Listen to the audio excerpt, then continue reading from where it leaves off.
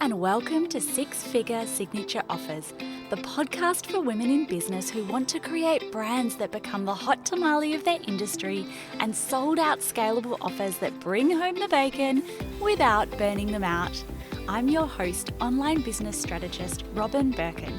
I've gone from managing 8-figure marketing budgets and big teams to creating 2 multi-6-figure businesses in part-time hours by design.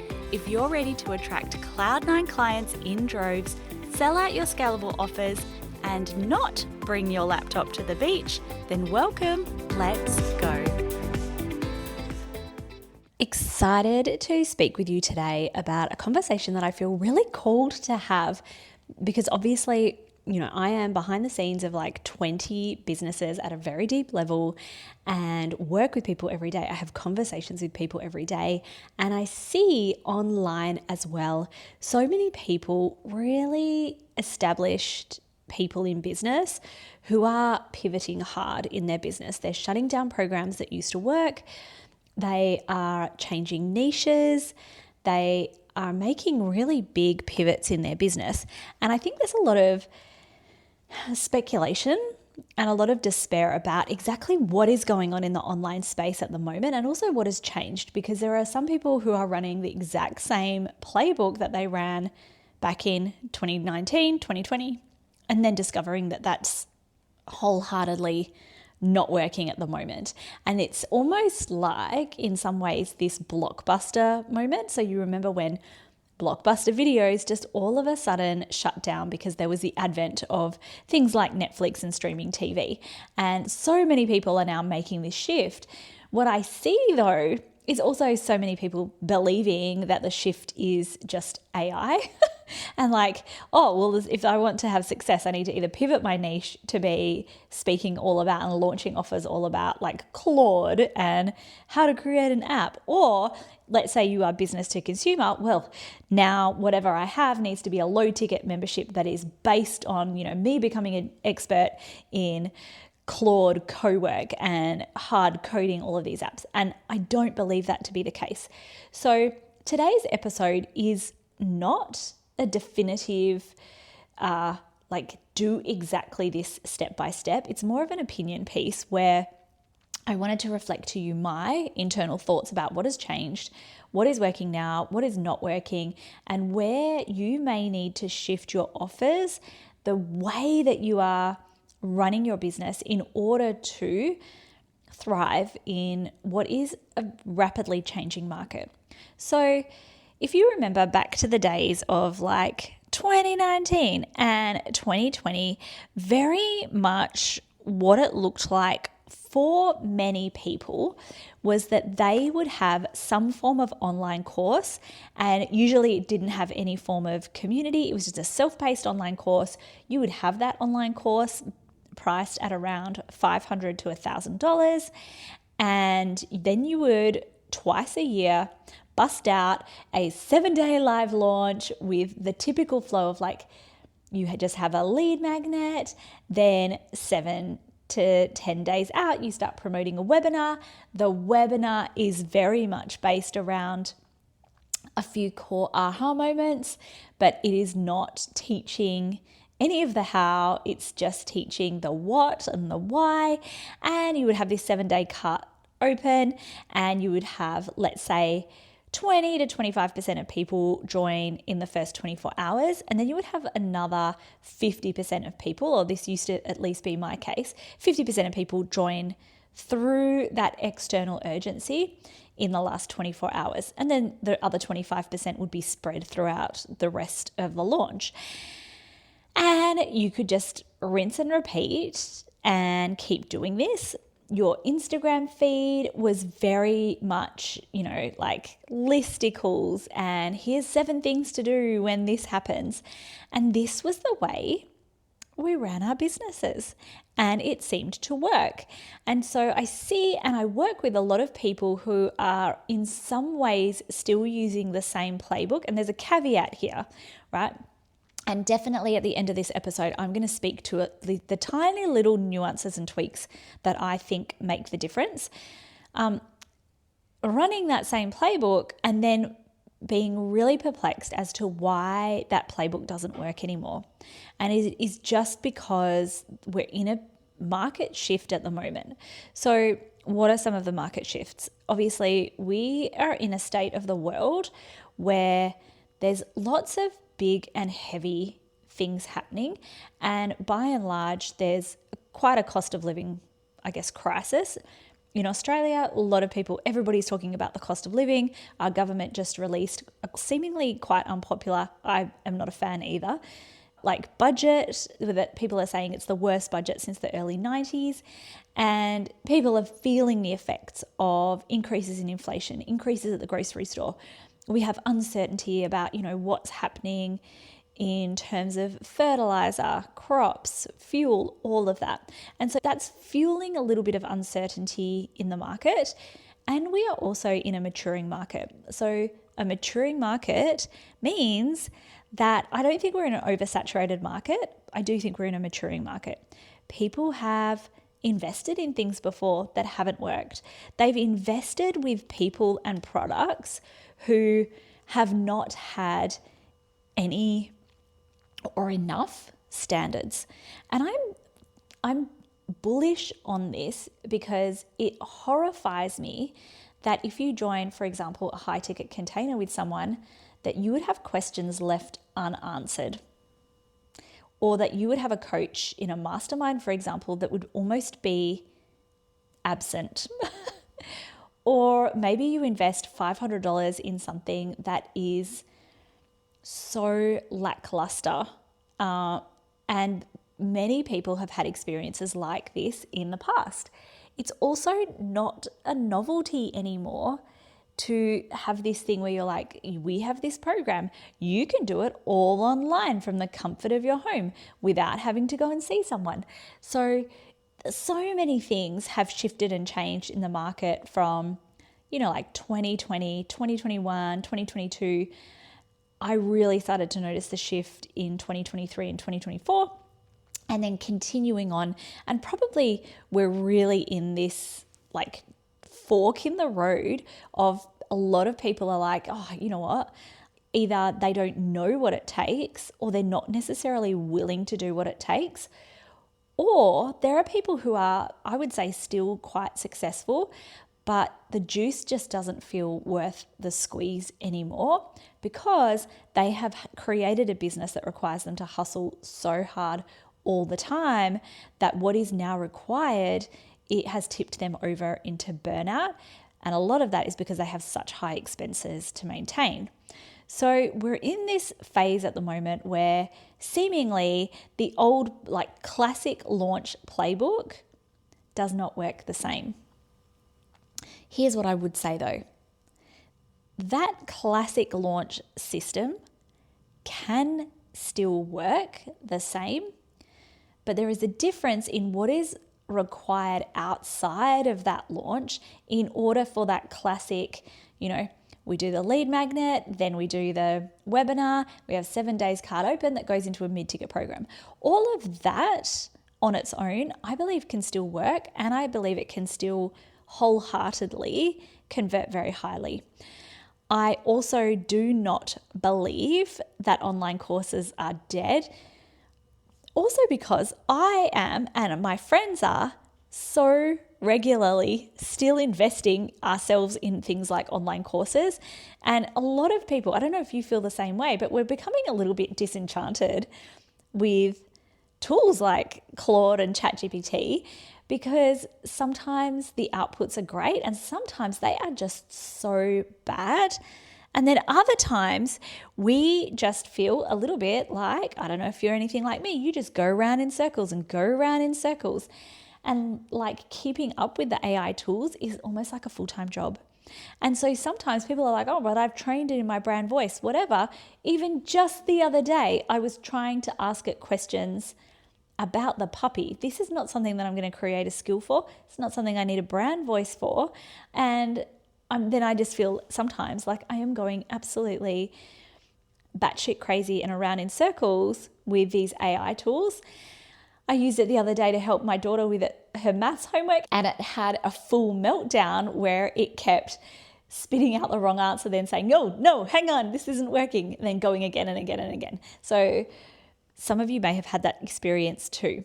But I don't believe online courses are dead. Also because people want to pay for not just a framework or a step-by-step to-do list, but people want to look at your step-by-step, your results, your way of delivering, your way of packaging this up, your order in which someone wants to do it. So it's not just about, a 12-step plan to interior decorate your house.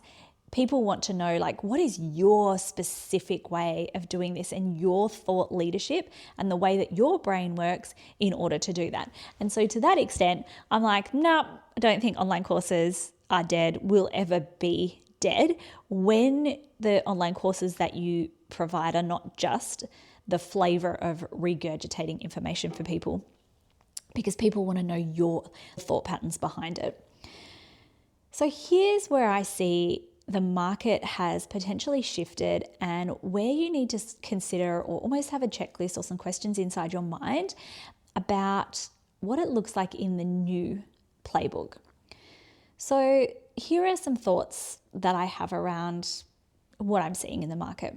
So number one, a massive consideration that you should have is audience warmth.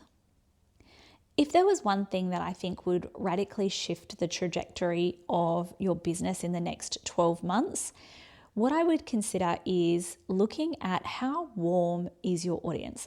So you want to have an audience who are diehard fans and listening, and their ears are pricked to what you have to say.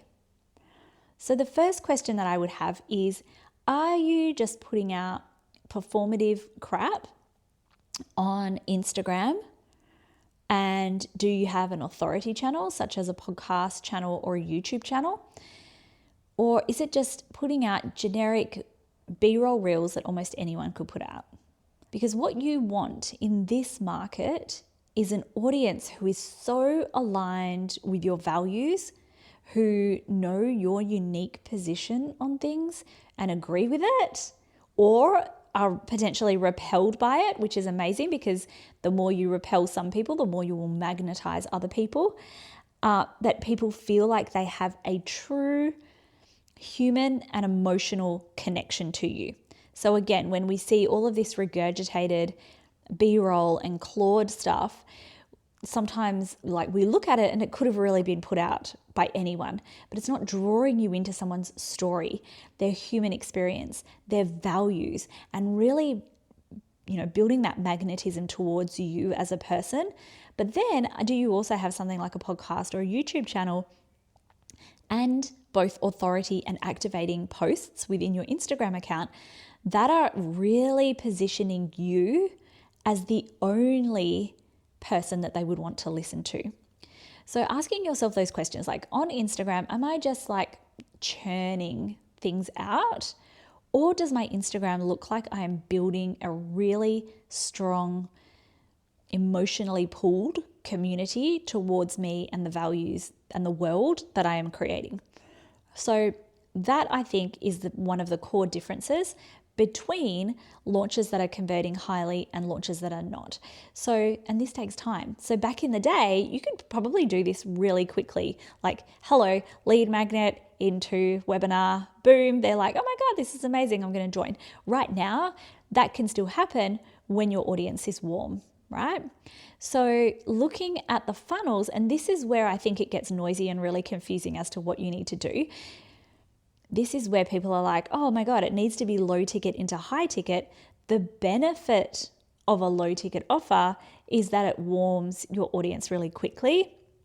And because they've already invested in you, they are more likely, if you deliver what you said you would, and if you're kind of ticking all of the right boxes with your low ticket offer, they're so much more likely to see you as the only choice. And a case in point is I have a client called Mel, and whenever I do her launch reviews, I'm like, are you fucking kidding me? Because this is not sending to just existing clients. This is everyone on her email list including the people who have bought her low ticket offers and including the people who haven't, she's getting like 6 and 7% click rates. And she has thousands of people on her email list. So this isn't a case of like she has 200 people and they're all, like wild, diehard fans.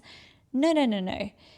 And she has, this range of people. Part of the reason that she has that is because of her low ticket offers. It's also because of the types of lead magnets that she puts out, the way she shows up for her community, her YouTube channel. It's a whole ecosystem of things that she does to warm up her audience and create huge raving fans.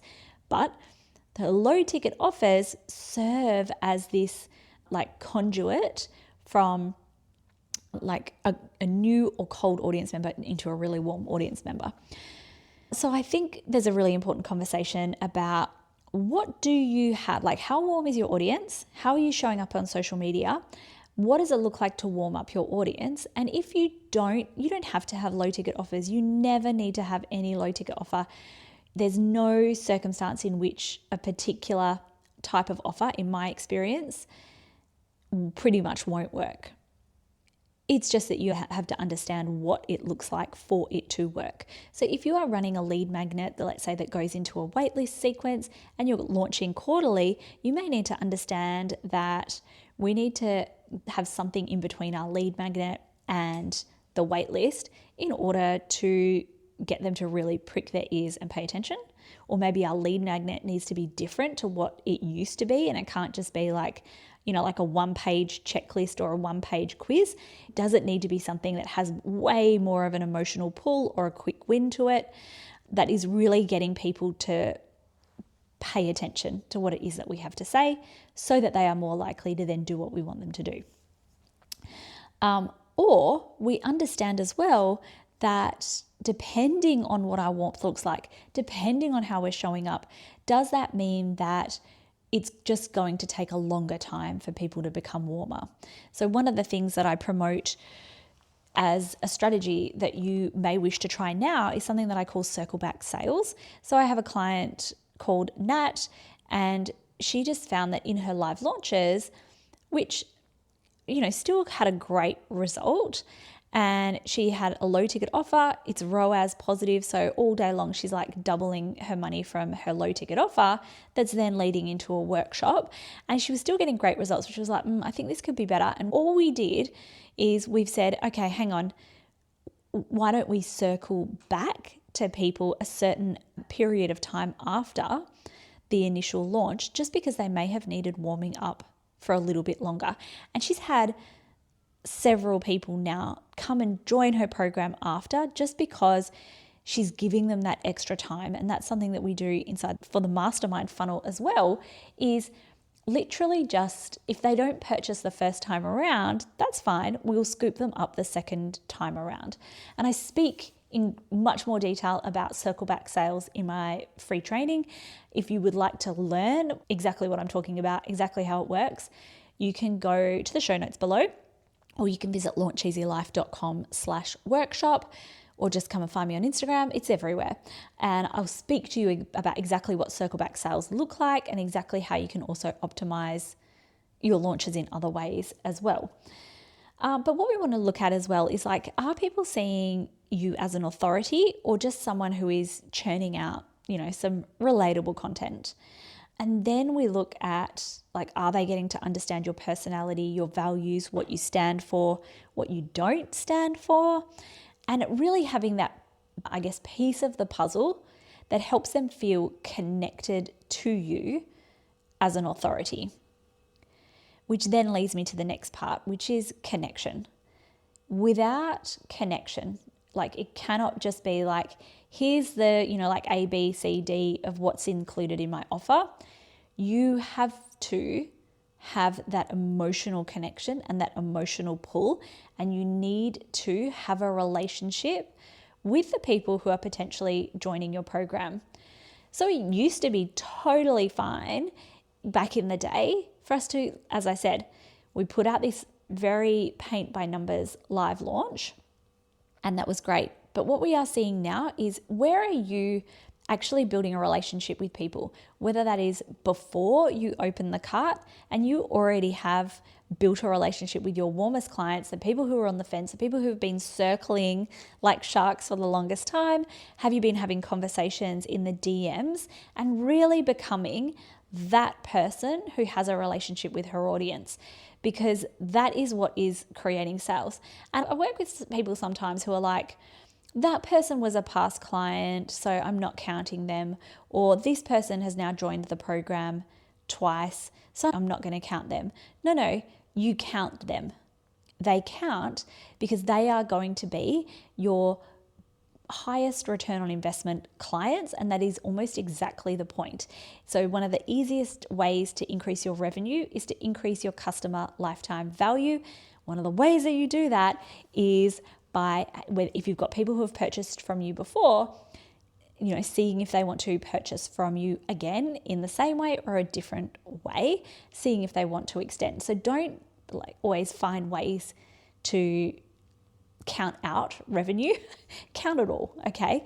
But you also want to be building relationships constantly with the people in your audience.